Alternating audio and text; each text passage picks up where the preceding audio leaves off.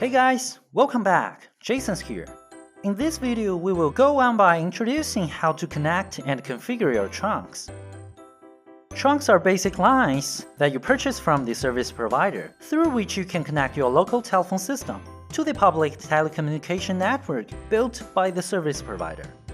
Along with the public numbers for your trunks, your system can actually communicate with the outside world, receive calls from your collaborators, or call your provider in another country. By this video, we will show you how to set up trunks in PBX and how are we going to make it function correctly. Alright, now let's just get to the configuration. In our PBX system, we support 5 types of trunk: analog, PRI, BRI, mobile trunk, and SIP trunk.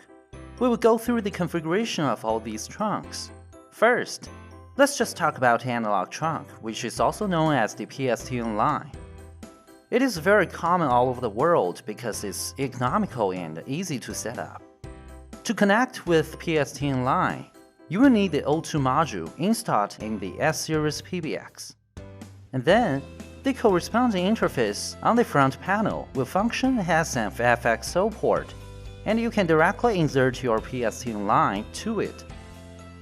Since it's all analog, the most important thing here is the physical connection. Once connected, your PBX will recognize it with no doubt. You can go to the main menu, find PBX monitor, and check the trunk status.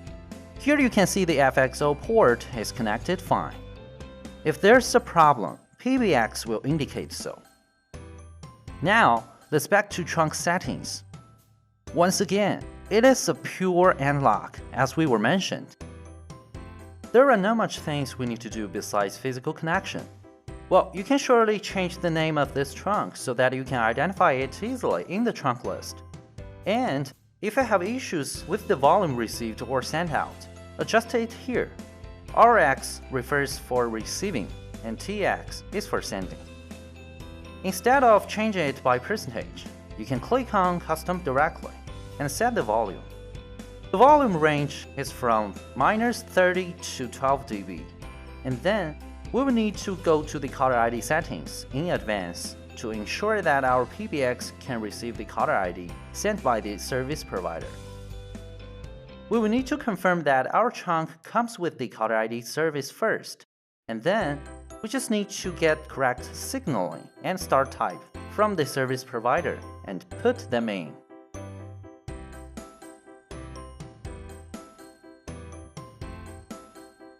Then we have an E1 line. To have the E1 set up, you must have an S100 or S300 with an AX30 expansion card installed. E1 configuration is apparently more complicated, but you don't have to know every detail about all these parameters. In most cases, the default setting will do the job. But if you have any problem with your E1 connection and making phone calls, you can go back to trunk status to see what exactly happened here. Either it's disconnected to the service provider or fails to register. If it's not functioning correctly, just consult with your service provider about the parameters, especially the signaling. You can set up DoD here as well. We will be talking about it, including what do all these parameters mean and what role do they play in the intercommunication with the public telephony network in the following videos. Now, let's look at the mobile trunk. To support mobile trunks, we have 3 kinds of module for GSM, WCDMA, and 4G LTE network. In other words, we have 2G, 3G, and 4G covered. Let's take 4G as an example. Normally, when the SIM card has been inserted into the module, as long as there is signal coverage, the PBX will be connected with the service provider just as the SIM card in the cell phone. One thing you will need to be aware is the PIN code. If it is required, you'll be asked for the PIN code to activate the SIM card. And then just click on Save. Your mobile trunk is available now. Now, let's continue with SIP trunk setting. Different from the previously mentioned trunks, You don't need any additional hardware for it. What you will be ready to do is creating a SIP trunk account here and register it to the service provider. Click on Add to start a new SIP trunk.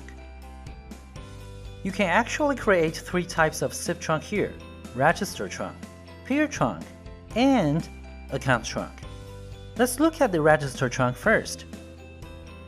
To make the register trunk works, you will need to put in the exact information offered by the service provider into this page. Major thing here is the host and IP address, as well as the domain.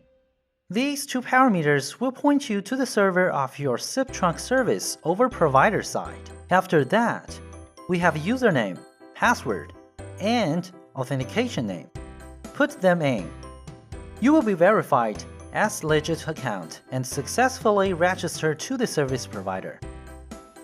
Caller ID number and caller ID name are for the caller ID shown when making outbound calls via this trunk.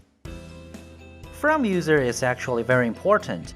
If you miss it, you might have problem with outgoing calls for lack of identity.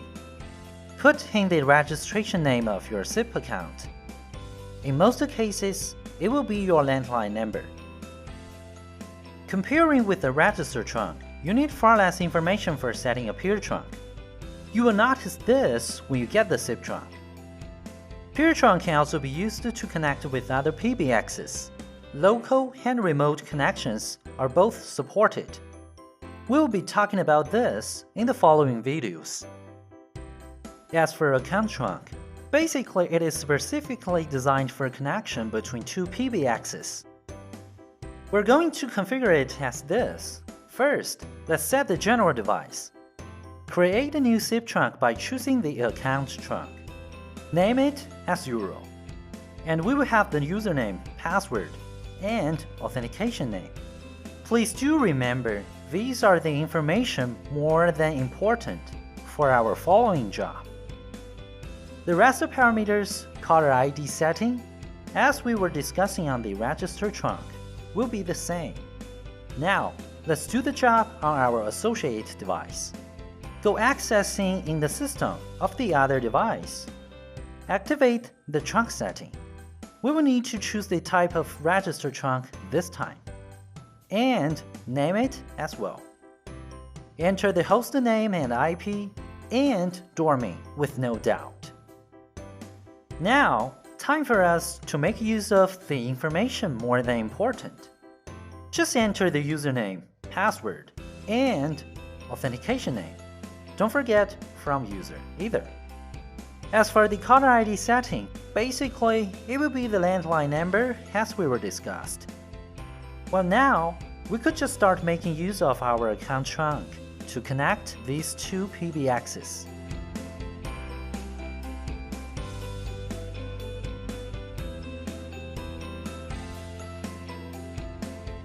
Besides, we could also have multiple SIP register trunks by importing a template. Click on the import. We would just need to upload it from local storage of our computer, and there's a template if we need it as well. After all that we've done, don't forget to click on Save. You can go to the trunk status in PBX Monitor to check whether the registration is working. Alright guys, that was all for the video. Thank you so much for watching. Please do remember to subscribe if you like this video, and for more Yeastar updates, just follow us on Facebook and Twitter. And hopefully to see you guys in the next video.